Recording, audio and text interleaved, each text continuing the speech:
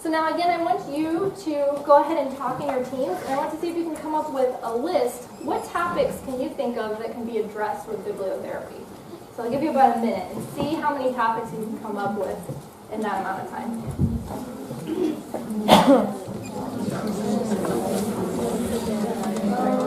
All right, and I'm going to go ahead and make a list and see if we can come up with most of the topics that are covered in bibliotherapy. So who wants to shout just out? What are some topics that you talked about? Moving? Okay. Having a child? Having a child or a new sibling? Yeah. I mean, yeah, it can work the other way too. Okay, new sibling. But yes, that's a very common bibliotherapy topic actually. And one that's not quite negative. So bibliotherapy topics don't have to be negative. They can be just life events. What else? Divorce? Yep. Yeah. Death. Sickness. Disability.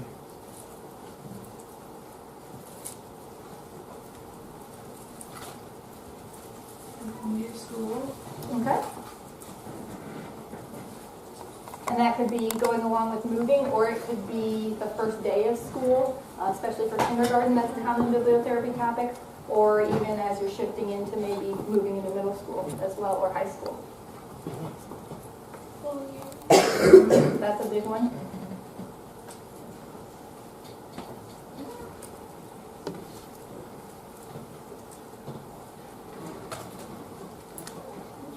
Siblings or step-siblings? Okay, yeah, so going along just different types of families, which a lot of you talked about in your mirrors section, identifying as a sibling or a certain type of family or as an only child. That was a very common topic.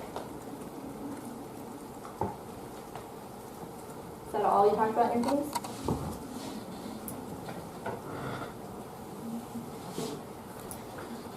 So we've got a pretty good list there. I'm going to go ahead and share with you. There's a lot of different topics that can fall under bibliotherapy. And so they kind of go into these two different categories of the family and life cycle and then school and societal. So we talked about siblings and new baby.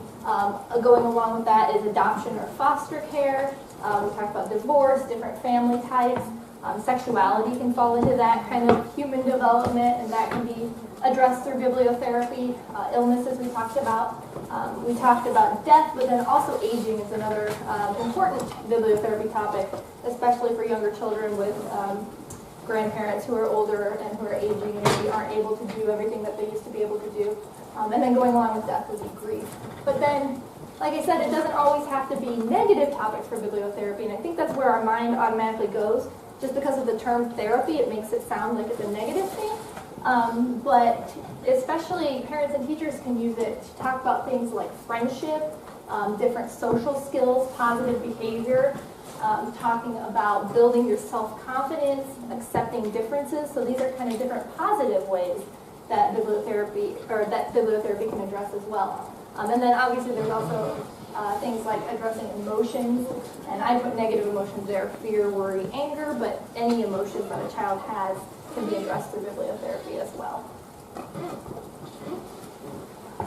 So then the question comes to, when should bibliotherapy be used?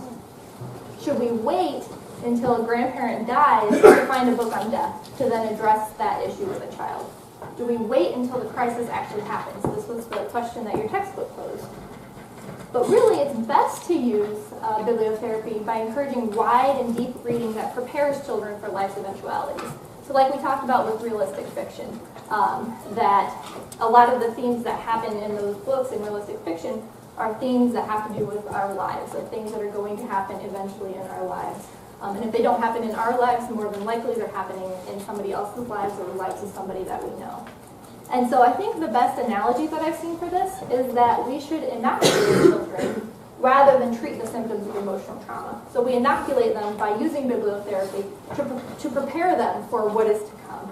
So by reading books about aging and death to help children become aware of these things that will happen in their lives, rather than wait until that significant event has happened and then try to address it at that point.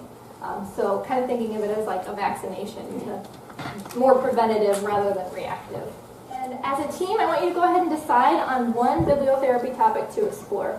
You can choose whatever topic that you want. And then using the internet, locate a minimum of 5 books that could be used with that topic. And then in Blackboard, you'll see that there's a new discussion post, and I can show you where that's at in a minute.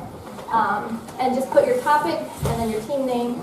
And all I'm asking for is the title and author of the books that you choose and the age group, and then a brief description. You can literally copy and paste the description from Amazon or wherever you're looking at. I just want you to kind of see what this process of looking for books looks like, and then I also want this to be a resource for you later that you can look through the different topics that your classmates found. And then I'm going to give you about 10 minutes to do this, and then we are going to go through an actual in-class example of bibliotherapy altogether. So I'll give you about 10 minutes to do this, and then we'll come back together. I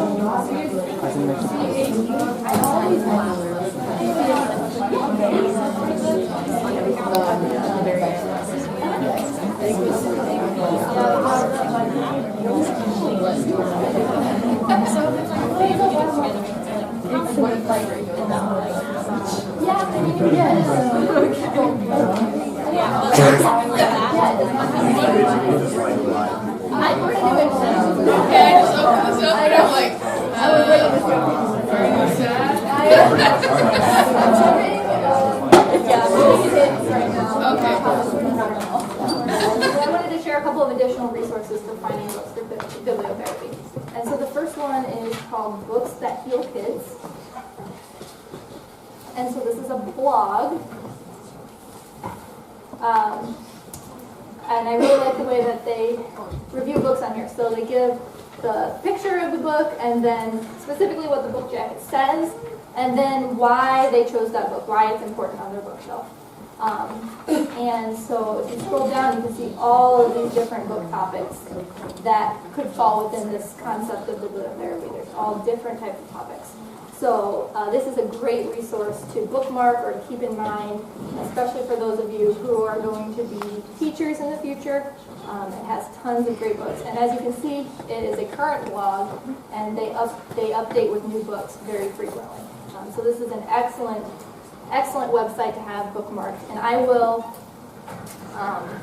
have this posted on Blackboard for you as well. And then another one of my favorite websites is there we go, is A Mighty Girl. And this is actually a blog and talks about all different resources and things for particularly for working with girls and fighting against gender norms and stereotyping. And the one that I have bookmarked here is specifically 50 books that celebrate diversity and acceptance. And so again, this is a great list. This kind of breaks it down by age again and shows a little blurb about it. This one directly links you to Amazon if you want to buy it. Tells you the price, more info and reviews. And so again, this is an excellent website for different book ideas as well. This one doesn't quite break it down as topic right there, but you can go to books, and then you see different topics under personal development, different social issues. So there's a lot of different options for you there. And then my final recommendation was just, I use Pinterest a lot, for those of you who use Pinterest. And because there's a lot of teachers that use Pinterest, and so they've already cultivated tons of book lists for different lessons that they do, different activities. And so what I like to say is you don't need to reinvent the wheel, but you do want to check for a flat tire. So make sure, don't just take the books and say, oh, this teacher said they were good. You still want to take the books and evaluate them, how you've learned how to do in this class, because you have that knowledge to do so now. But you don't need to reinvent the wheel trying to find these books, because a lot of people have put these books together already. Just make sure that they meet kind of your criteria based on what you've learned in this class.